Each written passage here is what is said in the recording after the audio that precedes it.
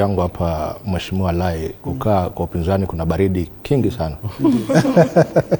Mna yoyote angependa kukaa katika upinzani? Bila shaka. Hata Mheshimiwa Rigathi Gachagua ambaye alikuwa kiongozi wangu katika UDA, kwa sasa yuko katika baridi fulani, na hiyo baridi ndio inamfanya changamke na kujaribu kurudisha ile uongozi alikuwa nayo. Na hata kabla ya uchaguzi wa mwaka 2022 Rigathi Gachagua alikuwa upinzani, na hatuwezi sahau hilo, hata akiwa yule mgombea mwenza wa Rais William Ruto. Ndio hatuwezi sema tulikuwa upinzani kwa njia fulani, kwa sababu tulikuwa viongozi wengi hawakujiuzulu katika chama cha Jubilee.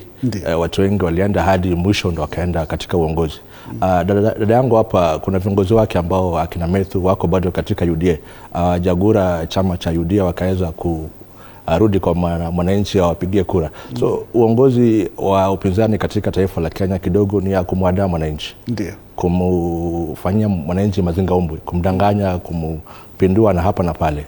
Nilimsikiza kiongozi Mheshimiwa Rigathi akisema kwamba kuna viongozi walichaguliwa katika UDA ambao hawafai, kwa mfano Kawanjiko. Mimi kibinafsi tulikuwa na Mheshimiwa Rigathi katika Kiambaa tukimpigia yule jamaa sera na kumpigia kampeni ya uchaguzi. So kidogo viongozi wanapenda kudanganya, wakishika ile microphone wanasisimuka, wanakuwa na msisimko fulani, ile hanjam ya kumdanganya mwananchi.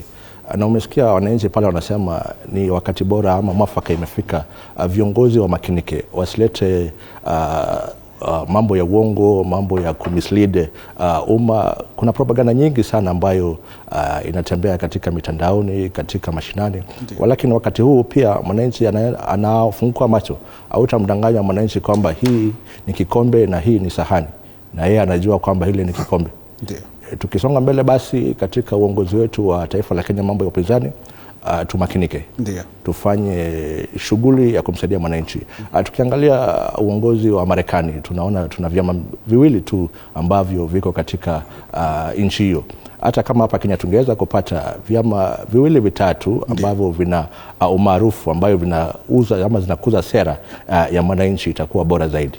Naam, shukran sana Ren kwa kauli hiyo. Nitumie kauli yako kumshirikisha Alenga.